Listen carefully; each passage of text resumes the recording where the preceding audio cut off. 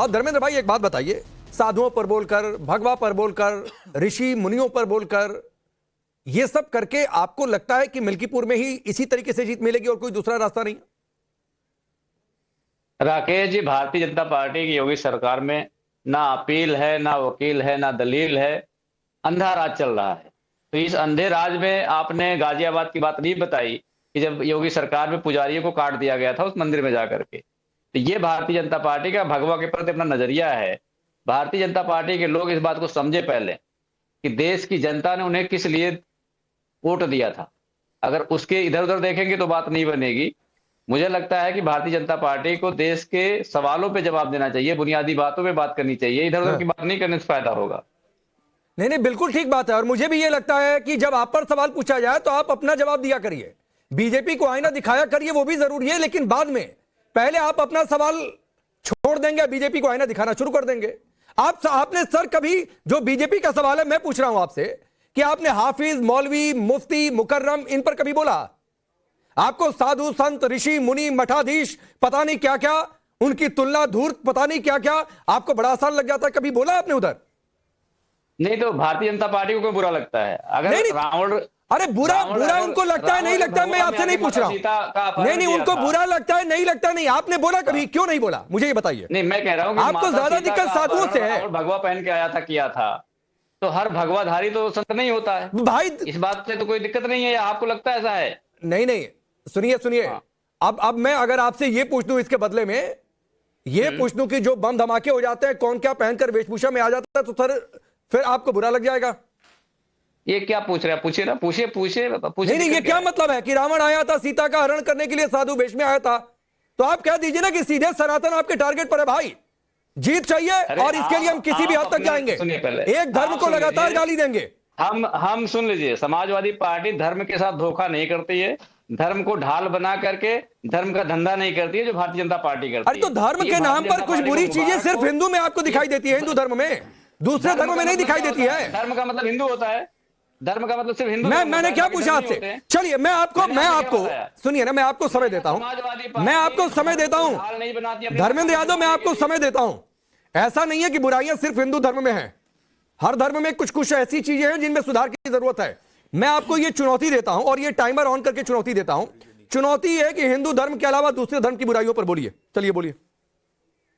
बुराई किसी धर्म को नहीं देख के बोलनी चाहिए, बुराई हर धर्म में हो सकती है। सर आप सिर्फ हिंदू धर्म में बोल रहे हैं, आप सिर्फ हिंदू धर्म में बोल रहे हैं, करनी चाहिए। हिंदू धर्म के अलावा दूसरे धर्म पर बोलिए। 30 सेकंड में क्यों बीच में आ गए आप, मुझे बताइए। इसलिए कि आप दूसरे धर्म पर जा नहीं रहे, फिर भी उसमें कूद पड़े आप मुझे 30 सेकंड दिए तो बोलने देते ना। अच्छा चलिए, लीजिए चलिए।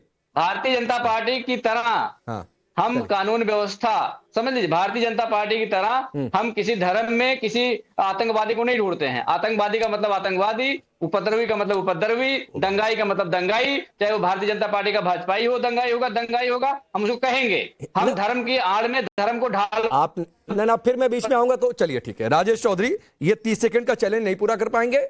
मैंने इनसे ये कहा, इन्होंने एक उदाहरण दे दिया कि रावण आया था साधु वेश में सीता का हरण करने के लिए। मैंने कहा दूसरे धर्म की बुराई के बारे में आप बोलिए, एक शब्द नहीं बोल पाए। धर्मेंद्र यादव आप एक शब्द नहीं बोल पाए। राजेश चौधरी देखिए, समाजवादी पार्टी का पुराना इतिहास रहा है, ये हिंदुओं का अपमान करना अपना शान समझते हैं। ये राम भक्तों के हत्यारी पार्टी है। इन लोगों ने अयोध्या के अंदर जिस तरह से गोलियां बर्बरता पूर्वक चलाई थी, सरयू का पानी खून से लाल करने का काम किया था, वही समाजवादी पार्टी के लोग हैं। और ये वही अखिलेश यादव है जो संत महात्माओं को, हमारे साधु जिनको हम पूजनीय कहते हैं, उनको गजेड़ी बताने का काम कर रहे थे। 2022 में कहते थे ये तो नशेड़ी हैं, गजेड़ी हैं।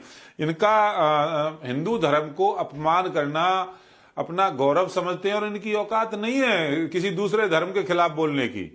विशुद्ध रूप से मुस्लिम तुष्टीकरण की नीति इनको करनी है, उनका वोट चाहिए। हिंदुओं का अपमान करना अपना शौक समझते हैं। और अखिलेश यादव हमें सलाह दे रहे हैं, हिंदुओं को सलाह दे रहे हैं, हजास वालों को भी दे दो ना। आपने तो साधु महात्माओं के लिए कभी कुछ किया नहीं, उन पर तो हमेशा डंडे चलाए, गोलियां चलाई, उनको मारने का काम किया, गौ हत्या को बढ़ावा देने का काम किया, मंदिरों को तोड़वाने का काम किया। आप तो अपने शासन में हज हाउस का निर्माण करा रहे थे, उनको नहीं सलाह दी कभी आपने? हमें सलाह देंगे। इनको इसमें भी आपत्ति है कि दुनिया का सबसे बड़ा आयोजन जिसमें 45 करोड़ से 60 करोड़ लोग भाग लेने वाले हैं, वो उत्तर प्रदेश की धरती पर महाकुंभ हो रहा है और भव्य और दिव्य तरीके से सरकार उसको अपना टारगेट बना करके काम कर रही है। मुख्यमंत्री जी बार बार वहां जा रहे हैं, वहां की व्यवस्थाओं को खुद देख रहे हैं। अब इसमें भी इनको आपत्ति हो रही है। और यही उनका होता, छोटे भाई का पजामा और बड़े भाई का कुर्ता पहन करके घूमते हैं तो इनको मजा आ रहा होता उसमें। ये इनका पुराना इतिहास है समाजवादी पार्टी का।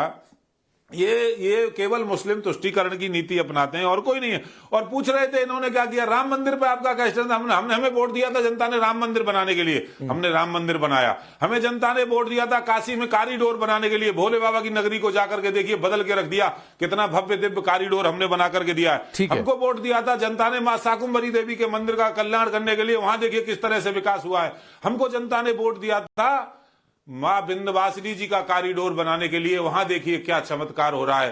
अरे आप चश्मा पहन के जरा देखिए ना वहां जाकर के, तब समझ में आएगा। ठीक है, पर आपके अंदर ठीक है सर, आ रहा हूं राजेश जी, आ रहा हूं। अब चंद्रमोहन जी, समय समय पे ये लोग करते रहते हैं। आपकी पार्टी की यूपी यूनिट ने कहा है कि हम मिल्कीपुर में पूरा समर्थन दे रहे हैं, यानी अखिलेश यादव जो बोल रहे हैं उस पर भी पूरा समर्थन है, योगी पर पर्सनल हो रहे हैं उस पर भी पूरा समर्थन है, साधु संत पर तंज कस रहे हैं उस पर भी पूरा समर्थन है, भगवा पर तंज कस रहे हैं उस पर भी पूरा समर्थन है। भगवा को लेकर आपकी पार्टी भी पहले बहुत कुछ बोल चुकी है।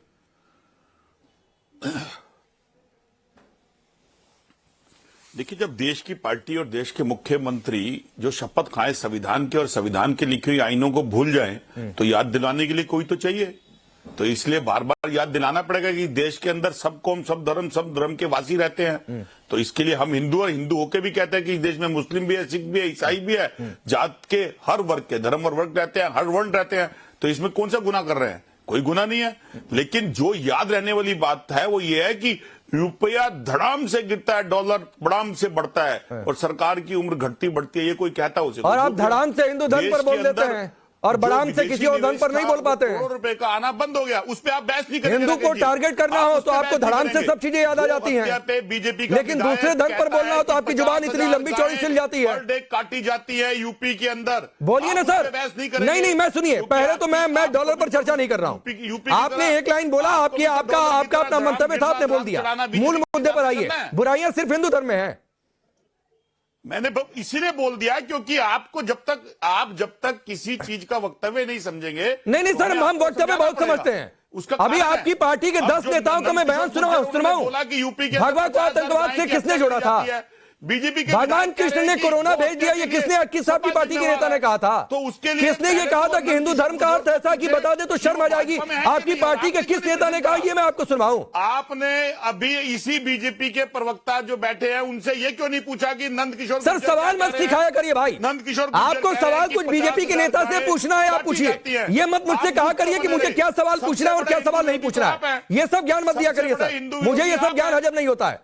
आपको जो पूछना हो राजेश चौधरी से, बीजेपी का कोई नेता हो, आप पूछ लिया करिए, मुझे कोई दिक्कत नहीं है। ये मत सिखाया करिए कि मुझे क्या सवाल पूछना है और क्या सवाल नहीं पूछना है। हर दिन का एक विषय होता है और मेरे सवाल उस विषय के इर्द गिर्द होते हैं। उसको काट देते हैं और आप प्रश्न नहीं करते। अरे सर सुनिए ना, मैं चंद्रमोहन जी आपको भी सुनिए ना सर, मैं आपको भी कहता हूं, क्या आप दूसरे धर्म की बुराइयों पर बोलेंगे? आप एक बात बताइए। देखिए, मैं ये पूछ रहा हूं कि अभी गो हत्या की बात हुई, भाजपा पर आप दूसरे धर्म की बुराइयों पर बोलेंगे? नंद किशोर गुर्जर क्या कह रहे हैं? आप दूसरे धर्म की बुराइयों पर बोलेंगे? आपने क्यों नहीं? भगवा पर बहुत आसान है बोल देना, हिंदू पर बहुत आसान है बोल देना, साधु संतों पर बहुत आसान है बोल देना। सरकार का नुमाइंदा जो बैठा हुआ हो वो विपक्ष पे प्रश्न खड़ा कर रहा हो और आप उस पे प्रश्न। अरे भाई, मैं तो सरकार, सत्ता पक्ष और विपक्ष की बात ही नहीं कर रहा हूं। आप साधु संत भगवा पर बोल जाएं और उस पर सवाल ना हो, अजीब स्थिति है। हम कर रहे हैं ना।